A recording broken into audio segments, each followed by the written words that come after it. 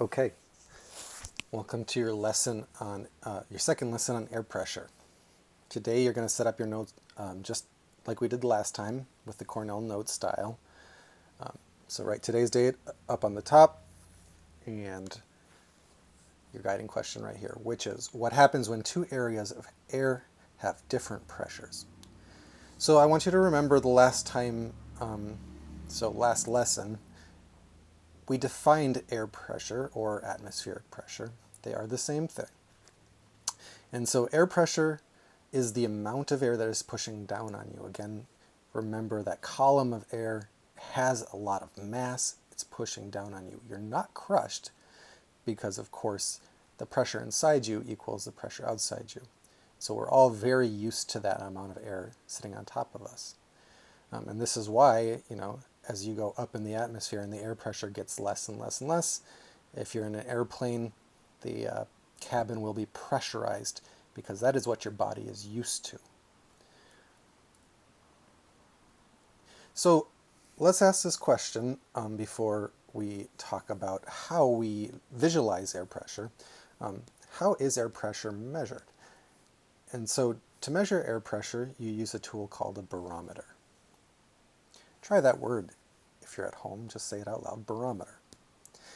And these were originally very pretty simple instruments. You'd have air pressure pushing down on this liquid, in this case mercury, and there would be a tube right here, and as the pressure, atmospheric pressure pushed down on the mercury inside the tube would go up.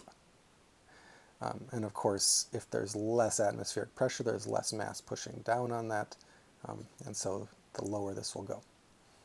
And so we kind of measure things with a single reference, and that's sea level. And so at sea level, we have about 29.92 inches of mercury. And so we can take those measurements, and in real life, if you ever watch any weather channel or news where the weatherman comes on, they might use a map with these things called isobars. So on a weather map, isobars are the things that connect areas of similar pressure to show us areas that have the same pressure. And so these are smooth lines with few, if any, kinks, and isobars cannot cross each other. That's just one rule. And so if we look at a map, imagine that all over the country people are taking measurements of air pressure. And so you have this measurement over here, and this one over here, and over in Wisconsin, this. And so what an isobar does is it connects these numbers to other like numbers. And that gives you a picture of kind of how air pressure is patterned over an area. And so you can pause this and try to connect those air pressure readings. For example, you would connect 1024 to 1024 in a line like that. And then it would go over like this, and then like this, and back. And so if you want to pause and try that, just kind of imagine it, you can do that. Now, if you do connect all those lines, you get something that looks a little bit like this, where you have all these isobars. Remember, they don't cross each other, and they're not really kinked, they're rounded, and they really form these kind of circles. And these circles are all like air pressures.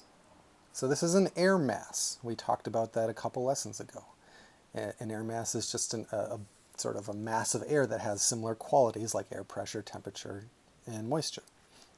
And so we have an air mass right here, and this one just happens to be a higher pressure air mass. As you can see, the numbers are higher. And this one over here is a lower pressure air mass. And so the numbers are lower. And so what happens where these two masses meet? Well, as you recall from the last lesson, hopefully, when you have higher pressure air, it has more density than lower pressure air. So it will go underneath, just like in a liquid or a fluid, and the lower density air will go above. And so this moving air is what we call wind. And so air generally flows from areas of high pressure towards areas of low pressure.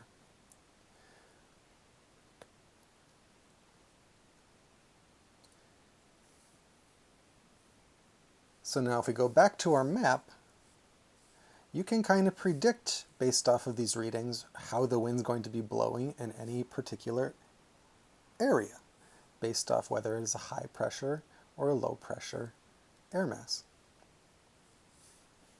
And so this is one useful tool for knowing how to both measure air pressure and put it on a map, because then we can visualize just how the wind's going to be blowing. And for sure, if you're a sailor or if you're a farmer or just even if you're just going outside, knowing which way the wind's going to be blowing and how that's going to affect the way that you live is important. So, some questions to ask yourself. How does an air pressure map inform us about weather conditions at different locations? And do you have any other questions? So I want you to think about that. You can email me or come to my Google Meet, Gettelfound, at any time during class and ask me those questions. So again, we were trying to answer this question. What happens when two areas of air have different pressures? I want you to continue with this lesson, do the practice, do the assessment. And we'll see you next time. Take care.